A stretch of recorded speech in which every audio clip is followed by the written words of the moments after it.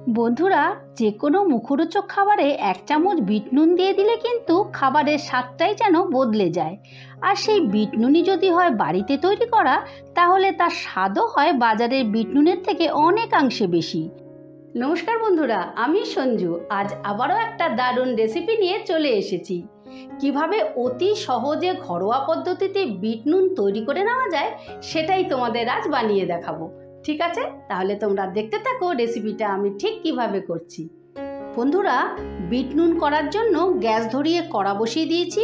কড়ায় দিয়ে দিচ্ছি আমি নর্মাল নুন। এখানে আমি এই বাটির 1 বাটি নর্মাল নুন নিয়েছি। এবারে দিয়ে দিচ্ছি 5টা শুকনো লঙ্কা আর বেশ কয়েকটা গোলমরিচ। এবারে শুকনো লঙ্কা, গোলমরিচ আর নুনটা আমি হালকা আঁচে মানে মিডিয়াম আঁচে ভালো করে ভেজে নেব। কিন্তু তোমরা অবশ্যই লক্ষ্য রেখো যেন ভাজতে ভাজতে নুন আর শুকনো লঙ্কাটা কালো না হয়ে যায়, তাহলে কিন্তু বিট নুনের যে একটা পিঙ্কিশ ভাব আছে সেটা কিন্তু নষ্ট হয়ে যাবে। এই নুনটা আমি মিনিট 10 মতন ভেজে নেব। তোমরা দেখতে থাকো আমি কিভাবে নুনটা ভাজছি। আর তোমরা এইভাবে একবার হলেও বিট নুনটা তৈরি করো। এই ঘরে তৈরি করা বিট নুনটা খুবই টেস্টি হয়। ঝাল আর টকটা ব্যালেন্স করে তৈরি করলে তোমরা আলু কাবলি, মুড়ি মাখা, ঘুগনি বা যে কোনো এরকম চাট জাতীয় জিনিসে যদি ওপর থেকে একটু দিয়ে নাও, তাহলে কিন্তু ওই রান্নাটার স্বাদ কিন্তু অনেকটা বেড়ে যাবে। এই দেখো, আমি মিনিট 10 মতন গ্যাসের আঁচটা কমিয়ে নিয়ে ভেজে নিয়েছি।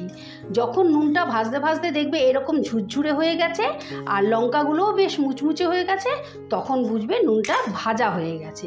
আর ঠিক এই পর্যায়ে এসে আমি দিয়ে দিচ্ছি 1 চামচের মতন চাট মশলা। তোমরা কিন্তু আমচুরও দিতে পারো। এবারে এই চাট মশলাটা দিয়ে নুনটা ভালো করে মিশিয়ে দেব। এই টক ঝাল বিট নুনটা খেতে কিন্তু অসম্ভব ভালো। আর তৈরি করে খেয়ে যদি তোমাদের ভালো লেগে থাকে, তাহলে আমার চ্যানেলটা সাবস্ক্রাইব করে দিও প্লিজ। আর যারা ফেসবুক থেকে দেখছো তারা পেজটা ফলো করে দিও প্লিজ। এই দেখো, ভালো করে ভেজে নিয়েছি। এবার গ্যাসের আঁচটা বন্ধ করে দিলাম।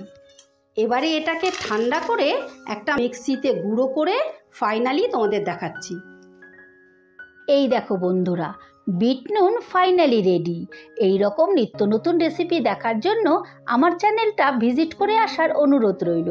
আমার চ্যানেলে এই রকম নিত্য নতুন রেসিপি আসতেই থাকে। ঠিক আছে, তাহলে আজ আসি। কাল আবারও কোনো নতুন রেসিপি নিয়ে হাজির হব। ততক্ষণ তোমরা সকলে ভালো থেকো, সুস্থ থেকো। টাটা।